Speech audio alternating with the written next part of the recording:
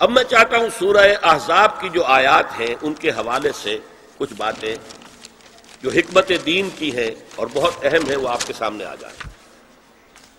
دیکھیے، میں نے سب سے پہلے آیت پڑھی تھی لَقَدْ كَانَ لَكُمْ فِي رَسُولِ اللَّهِ أُسْوَةٌ حَسَنَةٌ۔ اے مسلمانوں، تمہارے لیے اللہ کے رسول کی زندگی میں ایک بہترین نمونہ ہے، اسوہ حسنہ ہے۔ ایک بات اس میں غور طلب ہے، مردوں کے لیے تو اسوہ کامل ہے۔ مرد اگر سپہ سالار ہے تو اسوہ موجود ہے حضور کا، مرد اگر صدر ریاست ہے، خلیفہ ہے تو اسوہ موجود ہے رسول کا، کوئی قاضی القضات ہے تو اسوہ موجود ہے رسول کا، کوئی کسی مسجد میں خطیب ہے، امام ہے تو اسوہ موجود ہے، باپ کی حیثیت سے اسوہ موجود ہے، شوہر کی حیثیت سے اسوہ موجود ہے کہ نہیں؟ مردوں کی کوئی حیثیت ایسی نہیں جس کے لیے اسوہ حضور کی زندگی میں نہ ہو، لیکن ایک خلا ہے، عورت کی نسوانی زندگی کے لیے تو حضور کی زندگی میں کوئی اسوہ نہیں ہو سکتا، حضور مرد ہے۔ یہ ہے فلسفہ، یہ ہے حکمت دین، کہ جس صورت میں یہ آیت آئی لَقَدْ كَانَ لَكُمْ فِي رَسُولِ اللَّهِ أُسْوَةٌ حَسَنَةٌ لِمَنْ كَانَ يَرْجُو اللَّهَ وَالْيَوْمَ الْآخِرَ وَذَكَرَ اللَّهَ كَثِيرًا، اے لوگو، اے مسلمانوں، تمہارے لیے اللہ کے رسول کی زندگی میں ایک اسوہ کامل ہے، عمدہ اسوہ ہے، ہر اس شخص کے لیے جو اللہ کا امیدوار ہے اور یوم آخر کو بھی مانتا ہے اور اللہ کا ذکر کرتا ہے کثرت سے۔ اب اس خلا کو پر کیسے کیا جائے؟ حضور کی ازواج کو بنایا گیا اسوہ خواتین کے لیے،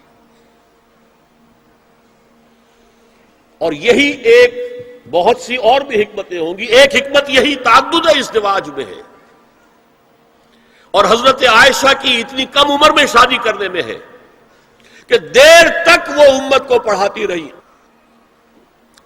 شوہر اور بیوی کے درمیان خالص پرائیویٹ معاملات کے اندر بھی ہدایت دیتی رہی۔ آخر وہ بھی انسان کی ضرورت ہے کہ نہیں؟ آپ کو معلوم ہے ایک مرتبہ بعض صحابہ نے آ کر کہا، حضور یہ یہودی جو ہے ہم پر طنز کرتے ہیں کہ تمہارے نبی تمہیں بڑی چھوٹی چھوٹی باتوں کا حکم دیتے ہیں۔ آپ نے فرمایا کہ ہاں، ہمارے نبی نے تو ہمیں استنجا کرنا بھی سکھایا، بجائے کسی کمپلیکس کے انفیریورٹی کے سپیریورٹی کی بات کرو۔ استنجا ضروری شے نہیں ہے، گندگی سے نجات پانا ضروری شے نہیں ہے، طہارت ضروری شے نہیں ہے، ہمارے نبی نے تو استنجا کرنا بھی سکھایا۔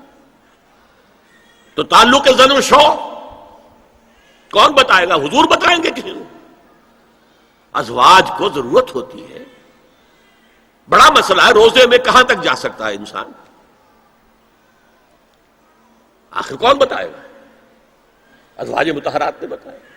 تو اسوہ بنانے کے لیے دیکھیے یہ آیات آئی ہیں، یہ 3 آیتیں سورہ احزاب کی، یوں سمجھیے کہ نچوڑ ہے اس مسئلے میں۔ یا نساء النبی لستن کاحد من النساء، اے نبی کی بیویوں تم عام عورتوں کے مانند نہیں ہو۔ تو کیا وہ عورتیں نہیں تھیں؟ عورتیں تو تھیں۔ کیا ان کے احساسات عورتوں والے نہیں تھے؟ وہ تو تھے۔ کیا بات ہے؟ تم نبی کی بیویاں ہو، تمہیں اسوہ بننا ہے۔ ان اتقیتن فلا تخضعن بالقول، اگر تمہیں واقعی اللہ کا تقوی اور خوف ہے تو کسی اجنبی سے اگر بات کرنے کی ضرورت پیش آ جائے تو اپنی آواز میں لوچ مت پیدا کرو۔ فیطمع الذی فی قلبہ مرض، کہ جس شخص کے دل میں کوئی روگ ہے، گندگی ہے، وہ کوئی آس لگا بیٹھے کہ یہ جو مجھ سے گفتگو کر رہی ہیں، جس انداز میں کر رہی ہیں، جس لگاوٹ کے ساتھ کر رہی ہیں، تو کوئی نہ کوئی موقع ہے میرے لیے۔ انا للہ و انا الیہ راجعون، کڑک آواز میں بات کرو۔ وقلن قولا معروفا، اور معروف بات کہو، صرف اس سے آگے بڑھنے کی کوئی ضرورت نہیں۔ وقرن فی بیوتکن ولا تبرجن تبرج الجاہلیۃ الاولی، اور قرار پکڑو اپنے گھروں میں، وقار کے ساتھ رہو اپنے گھروں میں، تمہاری اصل جگہ گھر ہے، باہر نکلنا تمہارا کام نہیں ہے۔ ہاں ضرورت ہو سکتی ہے، اس کا بعد میں ذکر آ جائے گا، لیکن فلسفہ کیا ہے؟ عورت کی اصل جگہ اس کا گھر ہے۔ جو ڈیوٹیز کی تقسیم کر دی گئی ہے اللہ کی طرف سے، اس میں عورت کا اصل مقام اس کا گھر ہے. میں حدیث سنا چکا ہوں کہ جب گھر سے عورت نکلتی ہے تو شیطان تاکتا ہے اس کو، اور پھر ظاہر بات ہے کہ اس سے جو فتنے پیدا ہوتے ہیں وہ سب شیطان کے ذریعے سے ہوتے ہیں. وَلَا تَبَرَّجْنَ تَبَرُّجَ الْجَاهِلِيَّةِ الْأُولَىٰ، اور جو جاہلیت تھی، اسلام کے آنے سے پہلے کا جو دور تھا، اس میں جس طرح تم بند سمر کر اور لوگوں کی نگاہوں میں آنے کے لیے نکلتی تھی، اب وہ طریقہ اختیار نہ کرو. دیکھیے یہ بھی ایک بڑا نفسیاتی نکتہ ہے. مرد کے اندر قوت ہے، وہ اپنی قوت کا ظہور چاہتا ہے. کبھی جی چاہتا ہے دیوار کو کندھا دے مارے، راستہ چلتے کسی کو لگا کندھا. قوت ظہور چاہتا ہے. عورت کے پاس سب سے بڑا سرمایہ اس کا نسوانی حسن ہے. جسمانی طاقت تو نہیں ہے نا، اس کے اندر ایک ارج ہے کہ اپنے آپ کو ظاہر کرے. اس کا نام تبرج. بروج کہتے تھے ان برجیوں کو کہ جو فصیلوں کے اوپر ہوتی تھی. اور ظاہر بات ہے دور سے مسافر آ رہا تو پہلے تو برجی نظر آتی تھی نا، تو نگاہوں میں آنا، نگاہوں میں کھپنا، یہ تبرج ہے. تو تم جس طرح پہلے بناؤ سنگھار کر کے نکلا کرتی تھی، اور تبرج الجاہلیہ اب وہ چھوڑ دو. وَأَقِمْنَ الصَّلَاةَ وَآتِينَ الزَّكَاةَ، اور نماز قائم رکھو، زکوٰۃ ادا کرو. وَأَطِيعْنَ اللَّهَ وَرَسُولَهُ، اور اللہ اور اس کے رسول کی اطاعت پر کاربند رہو. اب آئے الفاظ جو اہم ترین ہیں. انما یرید اللہ لیذھب عنکم الرجس اہل البیت ویطہرکم تطہیرا. اے نبی کے گھر والیو، اللہ یہ چاہتا ہے کہ تم سے ہر طرح کی برائی، ہر طرح کی ناپاکی کو دور کر دے اور تمہیں پاک کر دے. پاک کرنا کر، خوب خوب خوب خوب. تطہیرا، یطہرکم تطہیرا. کیوں؟ تمہیں نمونہ بننا ہے، تمہیں اسوہ بننا ہے.